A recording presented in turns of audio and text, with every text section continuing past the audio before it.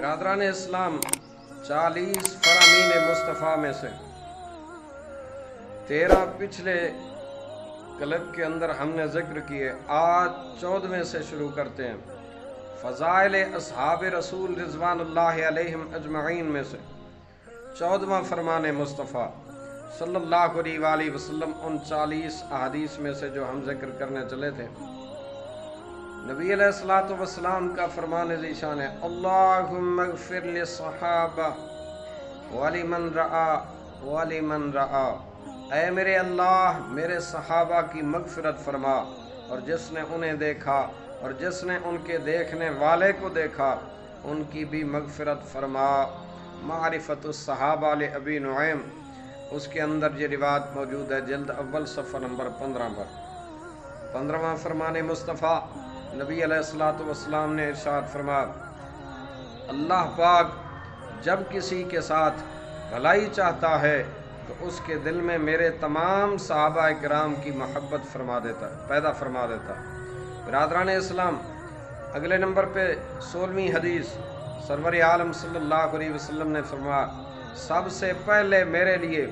پل صراط کو دوزخ پر رکھا جائے گا، میں اور میرے صحابہ پل صراط سے گزر کر اللہ کی جنت الفردوس میں داخل ہو جائیں گے۔ الفردوس، مسند فردوس کی یہ حدیث پاک ہے۔ 17واں نمبر، اللہ پاک نے میرے صحابہ کو نبیوں اور رسولوں کے علاوہ تمام جہانوں پر فضیلت دی ہے، اور میرے تمام صحابہ خیر والے ہیں، یعنی ان میں اللہ نے بھلائی رکھ دی ہے۔ پھر نبی علیہ الصلوۃ والسلام نے ارشاد فرمایا، ستاروں کے متعلق سوال نہ کرو، اپنی رائے سے قرآن پاک کی تفسیر نہ کرو، اور میرے صحابہ میں سے کسی کو برا نہ کہو، کیونکہ یہ تو خالص مومن تھے، اور یہی بندہ مومن کا خالص ایمان ہے۔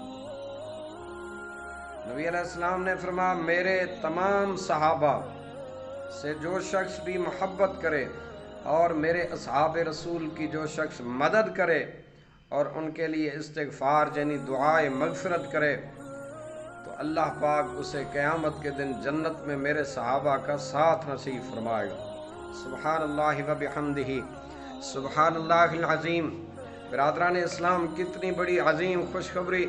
سید عالم صلی اللہ علیہ وآلہ وسلم نے زبان نبوت سے ارشاد فرمائی، اور یہ بھی ارشاد فرمایا، میرے صحابہ کی میری وجہ سے جس نے حفاظت اور عزت کی تو میں بروز قیامت اس کا محافظ یعنی حفاظت کرنے والا ہوں گا، اور جس نے میرے صحابہ کرام کو گالی دی اس پر اللہ کی لعنت ہے۔ برادران اسلام، نبی علیہ السلام کا یہ فرمان مقدس بھی ہے کہ جو میرے صحابہ کو برا کہے اس پر اللہ پاک کی لعنت، اور جو ان کی عزت کی حفاظت کرے قیامت کے دن میں اس کی حفاظت کروں گا، یعنی اسے جہنم کی آگ سے محفوظ رکھا جائے گا۔ نبی علیہ السلام کا یہ فرمان مقدس بھی ہے، جس نے میرے صحابہ کرام کے متعلق اچھی بات کہی تو وہ شخص نفاق سے بری یعنی آزاد ہو گیا۔ جس نے میرے صحابہ کے متعلق بری بات کہی وہ میرے رستے سے ہٹ گیا، میرے طریقے سے دور ہو گیا، اور اس بد نصیب کا ٹھکانہ آگ ہے، اور وہ جہنم کی آگ ہے، کیا ہی بری پلٹنے کی جگہ۔ 23واں فرمان مصطفیٰ کریم صلی اللہ علیہ وسلم، نبی علیہ السلام فرماتے ہیں، میرے امتیوں، میرے صحابہ کے متعلق اللہ سے ڈرو، اللہ سے ڈرو، میرے صحابہ کے بارے میں اللہ سے ڈرو، میرے بعد انہیں نشانہ نہ بناؤ، کیونکہ جس نے ان سے محبت کی تو میری وجہ سے کی، اور جس نے ان سے بغض رکھا تو میرے بغض کی وجہ سے ان سے بغض رکھا، جس نے انہیں ستایا اس نے مجھے ستایا، اور جس نے مجھے ستایا اس نے اللہ کو ایذا دی، جس نے اللہ رب العالمین کو ایذا دی تو قریب ہے اللہ رب العالمین اسے پکڑے۔ اللہ اور اس کے رسول صلی اللہ علیہ وسلم کو ایذا دینے والوں کے بارے میں رب العالمین کا سورۃ الاحزاب میں فرمان مقدس ہے، ان الذین یؤذون اللہ ورسولہ لعنہم اللہ فی الدنیا والآخرہ وأعد لهم عذابا مہینا، بے شک جو ایذا دیتے ہیں اللہ اور اس کے رسول کو ان پر اللہ کی لعنت، اور دنیا اور آخرت میں اللہ نے ان کے لیے ذلت کا عذاب تیار کر رکھا ہے۔ نبی علیہ السلام نے ارشاد فرمایا قیامت کے دن ہر شخص کو نجات کی امید ہوگی سوائے اس شخص کے جس نے میرے صحابہ کو گالی دی، بے شک اہل محشر یعنی صحابہ کو گالی دینے والوں پر لعنت کریں گے۔ اللہ اکبر۔ نبی علیہ السلام نے یہ بھی ارشاد فرمایا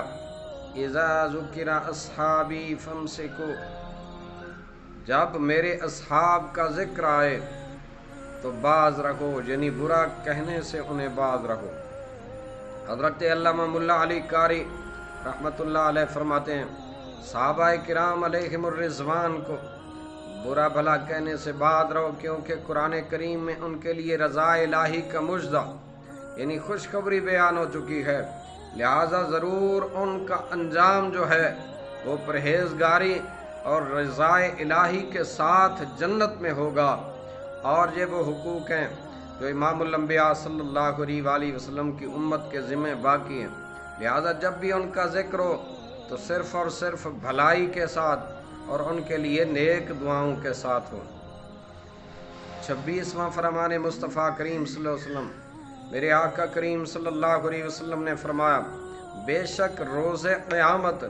لوگوں میں شدید ترین عذاب اس بندے کے لیے ہوگا جس نے انبیاء علیہم السلام کو برا کہا، پھر اس کو جس نے میرے اصحاب کو برا کہا، پھر اس کو جس نے مسلمانوں میں سے کسی مسلمان کو برا کہا۔ 27واں فرامین مصطفیٰ کریم صلی اللہ علیہ وسلم، میرے آقا صلی اللہ علیہ وسلم کا فرمان ہے اس شخص پر اللہ کی لعنت ہو جس نے میرے صحابہ کو گالی دی۔ معجم کبیر کے اندر یہ روایت موجود ہے۔ میرے مکی مدنی آقا صلی اللہ علیہ وآلہ وسلم کا فرمان ذیشان کہ بے شک اللہ نے مجھے منتخب کیا یعنی سلیکٹ فرمایا اور میرے لیے میرے صحابہ کو منتخب فرمایا۔ ان قریب ایسی ایک قوم آئے گی جو میرے اصحاب کی شان گھٹائے گی اور ان پر عیب لگائے گی اور معاذ اللہ انہیں گالی دے گی، لہٰذا تم نہ ان کے ساتھ بیٹھنا اور نہ ان کے ساتھ کھانا، نہ ان کے ساتھ پینا، نہ ان کے ساتھ نماز پڑھنا اور نہ ان کی نماز جنازہ پڑھنا۔ لا تصلوا علیہم ولا تصلوا معہم، میرے آقا کریم صلی اللہ علیہ وسلم کا یہ مبارک فرمان ہے۔ بے شک میری امت کے بدترین لوگ وہ ہیں جو میرے صحابہ پر جرأت کرنے والے ہیں، یعنی وہ لوگ جو صحابہ کرام علیہم الرضوان کو برا کہتے ہیں اور ان کے بارے میں ایسی باتیں کرتے ہیں جو ان کی شان و منصب کے لائق نہیں۔ ایسا کرنا سخت ترین حرام کام ہے۔ صحابہ کرام کو برا کہنا برائی پر جری